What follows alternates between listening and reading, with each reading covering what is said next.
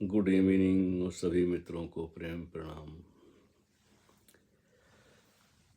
Facebook है, internet है, वक्त बदल गया, ज़माना बदल गया और इसी वजह से कुछ नए मित्र भी हैं जिन्होंने मेरे संस्मरण नहीं पढ़े हैं और अचानक ही कुछ तस्वीर देख ली है या कुछ कविता सुन ली है तो वो पूछते हैं, स्वामी जी आप ओशो को कैसे मिले, कहाँ मिले, कब मिले?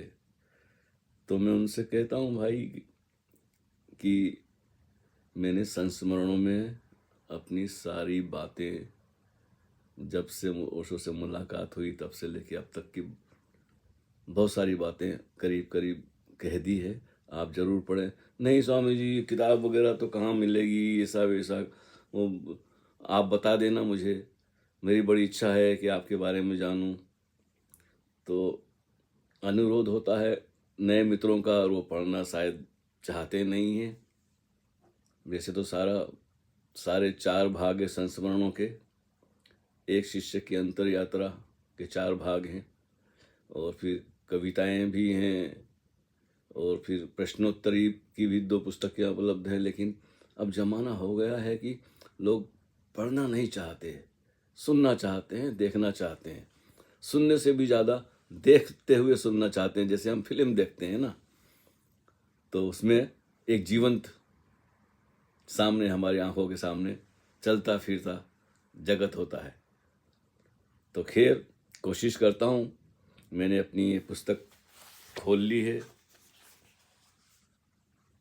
पहला भाग है इसका, एक शिष्य की अंतर यात्रा का। और मेरा ख्याल है कि कोशिश करता हूँ इसी से पढ़ने की। अगर बात बनी तो ठीक, नहीं तो किताब को करेंगे बंद और फिर अपनी तरफ से बोलना शुरू करेंगे। जैसा कि किताब में उस वक्त लिखा है, 7 साल पुरानी बात है, शायद 2014 या 15 की बात होंगी, तब मैंने लिखना शुरू किया था। तो पहला अध्याय, एक शिष्य की अंतर यात्रा। जीवन को स्वप्नवत जानना ही संन्यास है। अप्रैल 13, 1970 पहली बार ओशो को देखा और सुना। सदगुरु ओशो के चरणों में शत शत नमन। जीवन को स्वप्नवत जानना ही संन्यास है। संक्षिप्त में ओशो ने अपने नव संन्यास की जो परिभाषा की है, कितनी सरल, कितनी आसान सी लगती है, कितनी आसान सी लगती है बात, क्योंकि हम सभी स्वप्न से परिचित हैं, ऐसा हमें लगता है। समय में पीछे लौटने का कोई उपाय तो नहीं सूझता, समय में पीछे लौटने का कोई उपाय तो नहीं सूझता, लेकिन स्मृति है मन के पास, स्मृति है मन के पास। सो बीती बातें याद कर सकते हैं हम। तो इसी याददाश्त के सहारे अतीत, जो कि अब नहीं है, उसी में झांकने की कोशिश करता हूं। 13 अप्रैल 1970 मेरे जीवन का सबसे महत्वपूर्ण दिन था। उसी दिन शाम को 6:30 बजे ओशो को पहली बार देखा और सुना था, मुंबई के क्रास मैदान में। समाजवाद से सावधान प्रवचनमाला का पहला प्रवचन। उन दिनों में कम्युनिस्टों के ढंग से ही अपना जीवन गुजार रहा था। 1969 में, यानी 1969 जुलाई में, जब नील आर्मस्ट्रांग ने चांद की जमीन पर कदम रखा तो मेरे पैरों के नीचे से तथाकथित धर्मों की, अफवाहों की जमीन खिसक गई। इससे पहले मैं सभी धर्मों का पालन और सम्मान एक आरोपित विश्वास द्वारा किया करता था।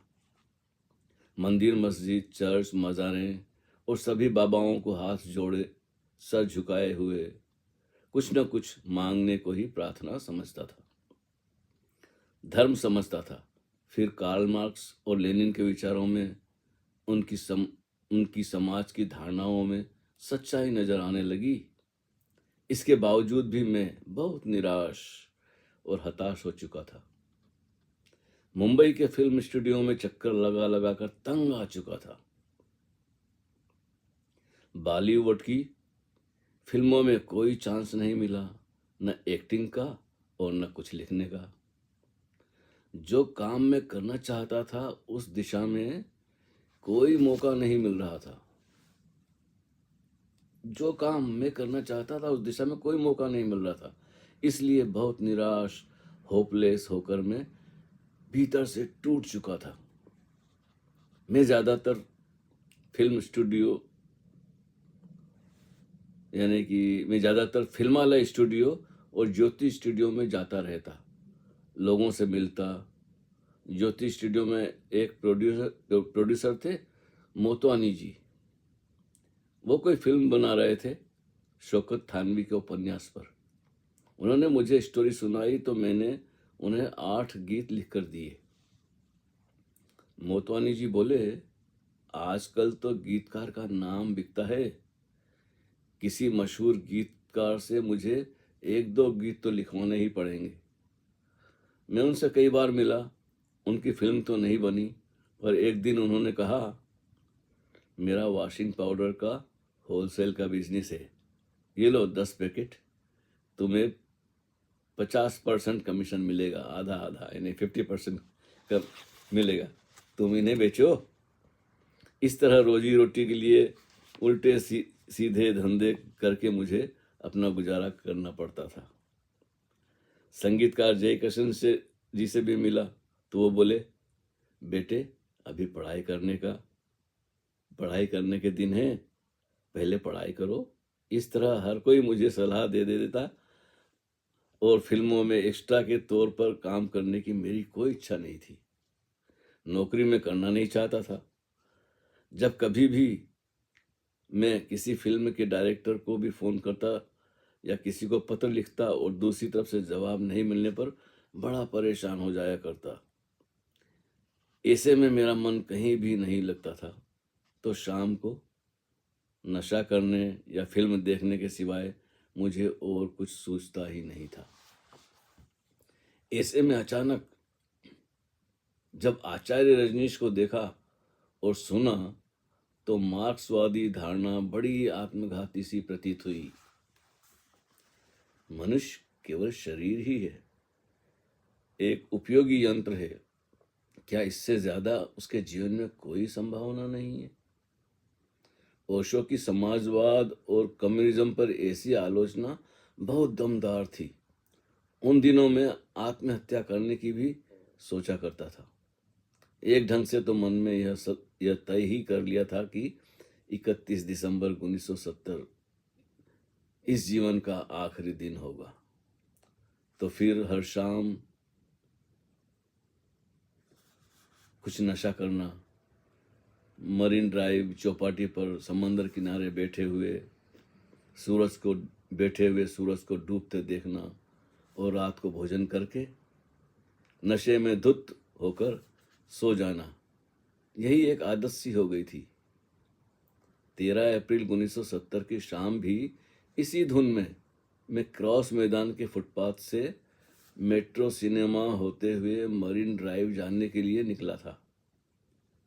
अचानक मेरी नजर हजारों की भीड़ को चीरती हुई सीधे स्टेज पर पड़ी। होले से कदम रखते हुए और दोनों हाथ जोड़े मुस्कुराते हुए ओशो आए, सभी को प्रणाम किया और बैठे और तुरंत हिंदी में बोलना शुरू किया। मैं तो फुटपाथ पर खड़े खड़े मूर्तिवत एकटक देखता ही रह गया। इतनी सुंदर और सरल लयबद्ध हिंदी मैंने इससे पहले कभी नहीं सुनी थी।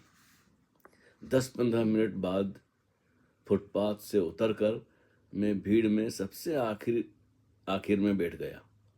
पूरा प्रवचन सुना। ओशो उठे और सभी लोग उठकर हाथ जोड़कर उन्हें नमस्कार करने लगे। ओशो स्टेज से उतरे तो कोई उनके चरणों में झुक रहा है, तो कोई ऑटोग्राफ ले रहा है। मेरा भी जी चाहा उनके पास जाऊं, लेकिन हिम्मत नहीं हुई, बस उन्हें देखता रहा।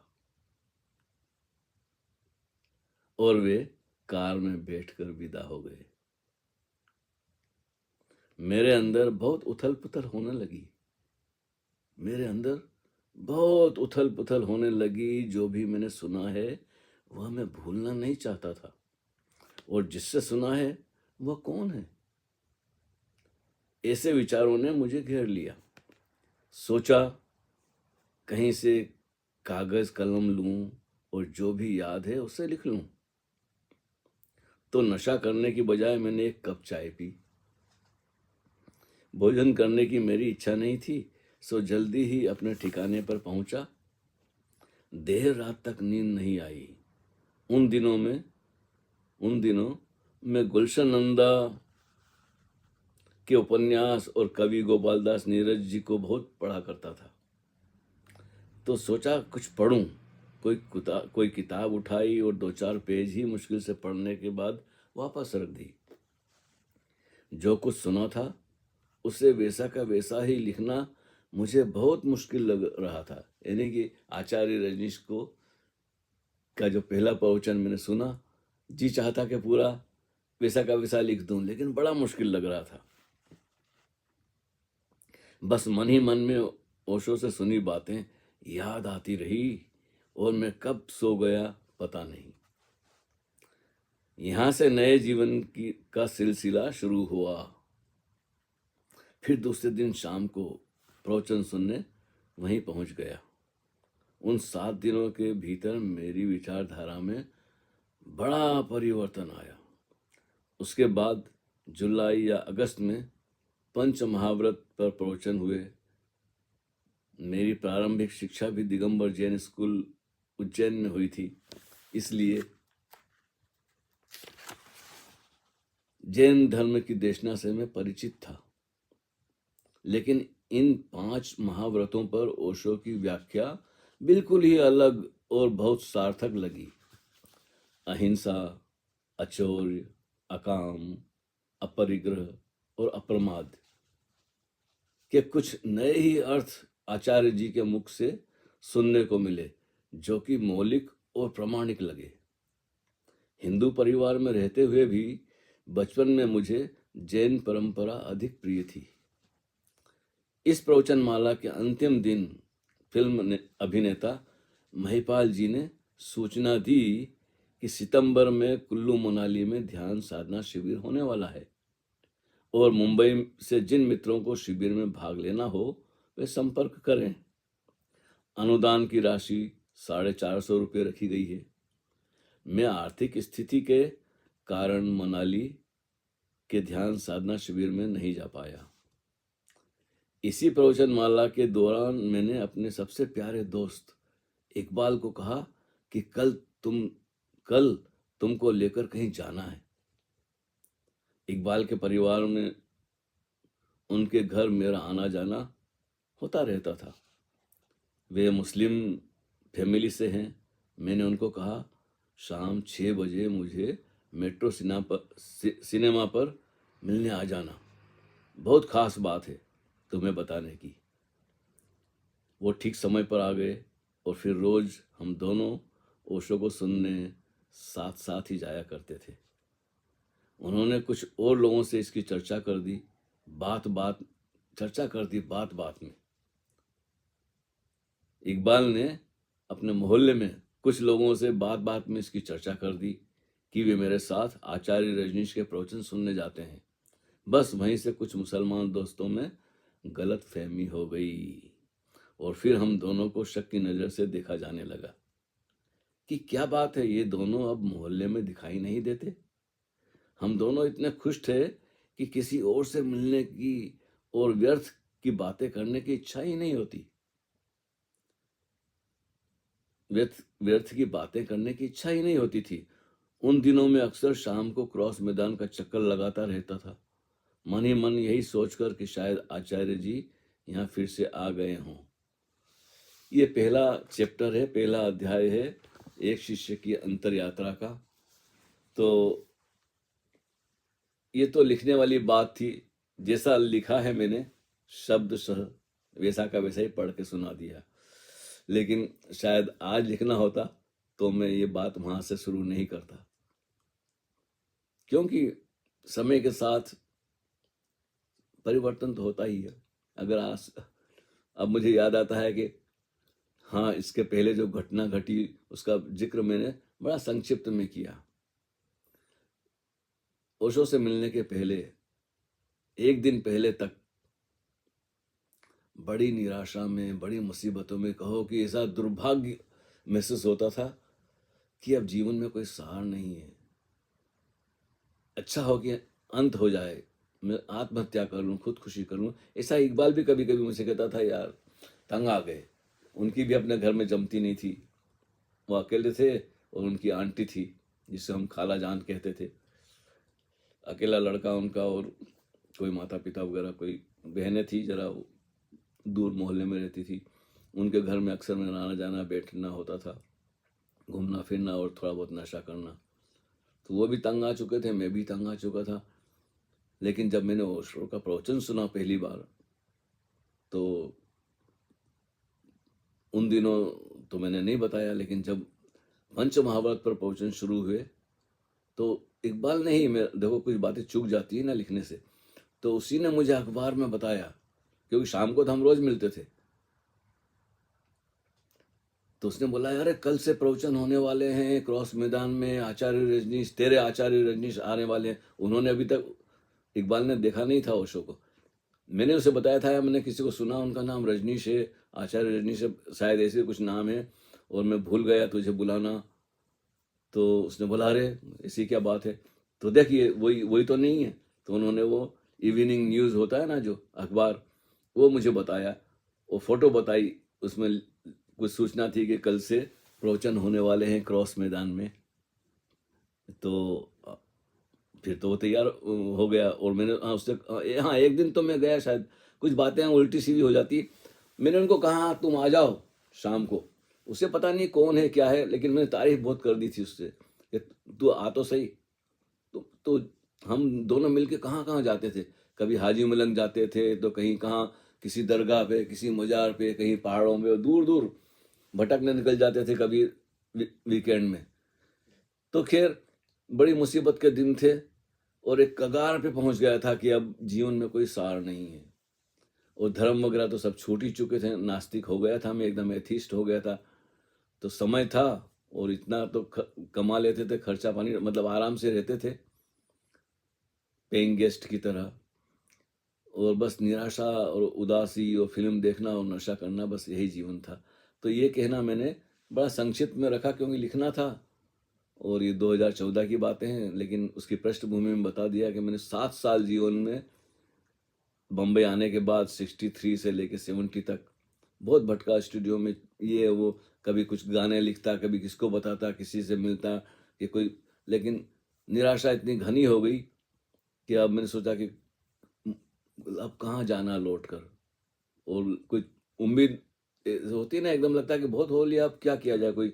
और यंग था मैं, समझ लो 21 साल की उम्र थी मेरी, 20 साल की, 21 साल की उम्र में। तो खैर, अब अगर आपको ये पहला भाग पसंद आता है तो फिर आगे से दूसरा भाग भी सुनाएंगे, ऐसे पूरे 4 भाग सुना देंगे धीरे धीरे। तो प्रयास किया है, और बिना किताब को पढ़े भी बोल सकता था, लेकिन फिर वो बात रह जाती ना, लोग बोलते हैं भाई किताब में क्या लिखा है आपने। इसलिए मैंने सोचा कि प्रयोग किया जाता है, करते हैं, जचा तो ठीक है, नहीं तो एक यही किताब अपनी ज़बानी भी यहाँ पड़ी रहेगी फेसबुक पर। जो पढ़ना नहीं चाहते हैं वो सुनकर समझ लेंगे। तो हरिओम तत्सत, फिर कल मौका मिला तो दूसरा भाग भी सुनाएंगे आपको।